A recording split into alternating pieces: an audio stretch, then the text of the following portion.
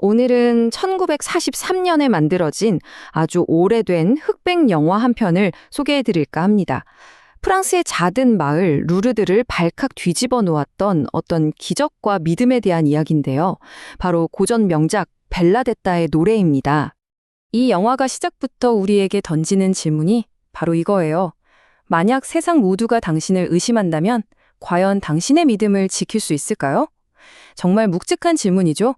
세상의 모든 반대와 의심 속에서도 꿋꿋하게 자신의 신념을 지켜냈던 한 소녀, 벨라데타의 삶을 따라가 보면서 그 답을 함께 찾아보시죠.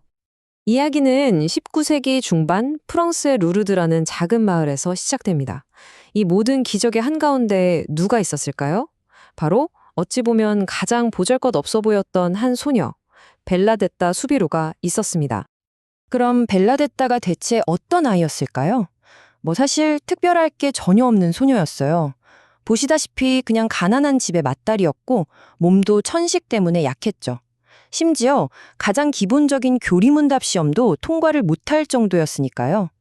그런데 말이죠. 하느님의 이야기는 종종 이렇게 가장 예상치 못한 인물을 통해서 시작되곤 하잖아요. 바로 이 지극한 평등함이 곧 펼쳐질 정말 엄청난 사건들의 시작이었습니다. 그러던 1858년의 어느 날이었습니다. 그날도 여느 때처럼 가족들을 위해 장작을 줍고 있었는데요. 바로 이 순간 벨라데타의 평범했던 삶을 송두리째 바꿔놓을 사건이 일어납니다. 마사벨이라는 동굴에서 벨라데타는 눈부시게 아름다운 부인 한 분을 마주하게 됩니다. 그리고 그 부인에게서 아주 단순하지만 정말 깊은 울림을 주는 메시지를 듣게 되죠. 바로 죄인들을 위해 기도하라 라는 말이었습니다. 나중에 밝혀지지만 그 아름다운 부인은 자신을 원죄 없이 잉태된 이라고 소개합니다.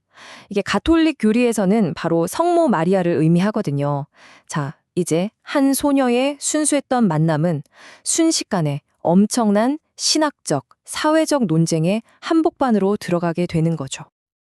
자, 벨라데타의 이 놀라운 이야기가 퍼져나가기 시작하자 소녀는 정말 혼자서 세상에 거대한 의심과 맞서 싸워야 하는 상황에 놓입니다. 이 어린 소녀의 증언이 말이죠. 두 개의 거대한 권력과 정면으로 부딪히게 됩니다. 한쪽은 시당국, 즉 세속 권력이죠. 이 사람들은 아니 이러다가 루르드에 기차역 짓는 계획이 무산되면 어떡해? 이걸 걱정했던 거고요. 다른 한쪽은 바로 교회였습니다.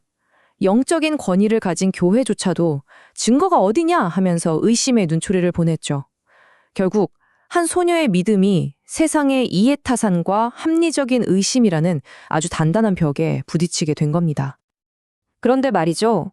이 모든 압박과 의심을 뛰어넘는 정말 누구도 과학적으로 설명할 수 없는 그런 일들이 벌어지기 시작합니다. 그 아름다운 부인이 시킨 대로 땅을 파니까요. 글쎄, 메마른 땅에서 샘물이 솟아나는 거예요. 그리고 더 놀라운 건 그 물을 마신 불치병 환자들이 낫기 시작했다는 겁니다. 기적이 연이어 일어난 거죠.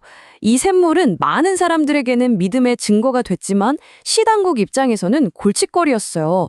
그래서 탄압이 더 거세졌고 결국 샘물을 아예 폐쇄해버립니다. 그런데 여기서 정말 영화 같은 반전이 일어나요. 바로 황제의 아들이 이 물로 병이 낫게 되고 결국 최고 권력자인 국왕이 직접 샘물을 다시 열어라 하고 명령을 내리게 됩니다. 이렇게 세상의 인정을 어느 정도 받게 된 후에 벨라데타는 수녀가 되어서 조용한 삶을 살기로 해요. 하지만 어쩌면 그녀의 진짜 시련은 바로 지금부터 시작이었을지도 모릅니다. 가장 힘든 시련은요, 바깥이 아니라 가장 가까운 곳에서 찾아왔습니다. 바로 그녀의 스승이었던 마리 테레스 수녀였죠. 이 수녀님은 평생을 정말 엄격한 규율 속에서 하느님께 헌신하며 살아온 분이었어요. 그런데 그런 자신을 제쳐두고 배우지도 못하고 보잘것없는 벨라데타가 성모님의 선택을 받았다는 사실, 이건 도저히 받아들일 수가 없었던 겁니다. 마치 자신의 평생의 노력이 전부 부정당하는 듯한 그런 고통이었겠죠. 이 모습을 보면 딱 떠오르는 인물이 있죠. 바로 영화 아마데우스에 나오는 살리에르입니다. 평생 노력해온 범죄가 그냥 하늘에서 뚝 떨어진 것 같은 천재 모차르트를 보면서 느꼈던 그 분노와 질투, 노력하면 하느님께 더 가까이 갈 수 있다고 믿었는데 이해할 수 없는 방식으로 주어지는 그 은총 앞에서 좌절하는 인간의 모습을 이 영화가 정말 날카롭게 보여주고 있는 겁니다. 이게 바로 카톨릭 신학에서 가장 경계하는 것 중 하나인 영적 교만이라는 겁니다. 뭐냐면 내가 이만큼 기도하고 선행을 했으니까 점수처럼 쌓여서 하느님의 은총을 받을 자격이 있다. 이렇게 착각하는 태도예요. 은총은 어떤 자격으로 얻는 게 아니라 그냥 거저 주어지는 선물이라는 핵심을 잊어버린 거죠. 이제 벨라데타의 마지막 시험은 바로 이 수녀님의 단단한 교만을 어떻게 무너뜨리는가를 보여주는 과정이 됩니다. 벨라데타는 결국 폐결핵과 무릎 종양으로 정말 뼈를 깎는 고통 속에서 생을 마감하게 돼요. 마리테레스 수녀가 그녀를 막 몰아세우면서 묻죠. 성모님이 정말 나타났다면 왜 너한테 이런 끔찍한 고통을 주시는 거냐고요. 그때 벨라데타는 불평 한마디 없이 그 모든 걸 받아들이는 모습을 보여줘요. 이게 중요합니다. 그녀의 믿음은 어떤 기적이나 대단한 현상으로 증명된 게 아니었어요. 오히려 이해할 수 없는 이 고통을 온전히 받아들이는 그 겸손함으로 완성된 거죠. 이 모습 앞에서 마침내 마리테레스 수녀의 교만이 완전히 무너져 내리고 눈물로 용서를 구하게 됩니다. 결국 35이라는 젊은 나이에 세상을 떠났지만 벨라데타가 남긴 이 믿음의 이야기는 시간을 훌쩍 뛰어넘어서 지금까지도 우리에게 깊은 울림을 주고 있습니다. 이 이야기의 핵심은 결국 이거 하나인 것 같아요. 그 수많은 논란과 압박 그리고 죽음의 고통 속에서도 그녀의 말은 단 한 번도, 단 한순간도 변하지 않았다는 겁니다. 처음부터 끝까지 아주 단순하고 확고했던 한마디. 저는 그분을 보았습니다. 그리고 영화는 이 명대사를 통해서 믿음의 본질을 정확하게 꿰뚫었습니다. 하느님을 믿는 이들에게는 아무런 설명이 필요 없습니다. 그렇죠.